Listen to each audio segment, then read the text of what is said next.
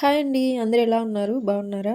ఈరోజు మన షార్ట్ వీడియోలో అయితే మా అమ్మని ఈవినింగ్ ఏమన్నా స్నాక్స్ చేయమా అని అడిగితే సగ్గుబియ్యం పునుగులను అయితే చేసిందండి. ఇవైతే టేస్ట్ చాలా చాలా బాగున్నాయి. ఈవినింగ్ 5 అయితే చాలండి. బయట క్లైమేట్ అయితే చాలా కూల్గా అయిపోతుంది. అలాంటి కూల్ వెదర్లో ఇలాంటి స్నాక్స్ తింటే చాలా బాగుంటుంది కదా. ఈ సగ్గుబియ్యం పునుగులను అయితే పిల్లలకి చేసి పెట్టండి. చాలా ఇష్టంగా తింటారు. మరి ఈ రెసిపీ ఎలా చేయాలో చూసేద్దామా? దీనికోసం అయితే ముందుగా ఒక బౌల్ తీసుకుని అందులో ఒక కప్పు పెరుగు, కొంచెం వాటర్, అలానే అరకప్పు సగ్గుబియ్యం వేసి ఇదంతా ఒకసారి కలిపి నైట్ అంతా నానపెట్టుకోవాలి. ఈ సగ్గుబియ్యం ఎంత నానితే పునుగులు అంత టేస్టీగా వస్తాయండి.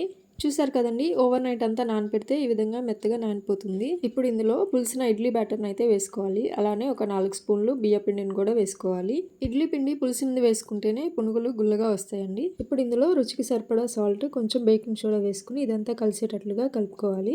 ఇప్పుడు ఇందులో సన్నగా తరిగి పెట్టుకున్న ఉల్లిపాయ, పచ్చిమిర్చి, అల్లం, కరివేపాకు, అలానే ఒక స్పూన్ జీలకర్ర కూడా వేసుకుని ఇదంతా బాగా కలిసేటట్లుగా కలుపుకోవాలి. ఈ మిశ్రమం అయితే కొంచెం గట్టిగానే కలుపుకోవాలండి. చూసారు కదా, ఈ విధంగా వస్తే సరిపోతుంది. పిండి లూజ్ అయితే కనుక ఆయిల్ ఎక్కువ పీల్చేస్తుందండి. ఇప్పుడైతే ఆయిల్ హీట్ ఎక్కువైంది. కొంచెం కొంచెం తీసుకుని ఈ విధంగా పునుగుల్లాగా వేసుకోవాలి.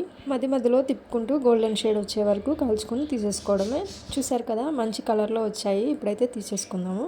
చూసారు కదండి, వేడి వేడి సగ్గుబియ్యం పునుగులు అయితే రెడీ అయిపోయాయి. ఇవి ఒట్టిగానే తినేయొచ్చండి, లేకపోతే పల్లీ చట్నీ, కొబ్బరి చట్నీ, అల్లం చట్నీ వేటితోనన్నా తినొచ్చు. చాలా బాగుంటాయండి. మీరు కూడా ఒకసారి ట్రై చేసి ఎలా వచ్చిందో కామెంట్ చేయండి. మా వీడియోస్ నచ్చితే లైక్ చేసి సబ్స్క్రైబ్ చేసుకోండి. థ్యాంక్ యూ అండి.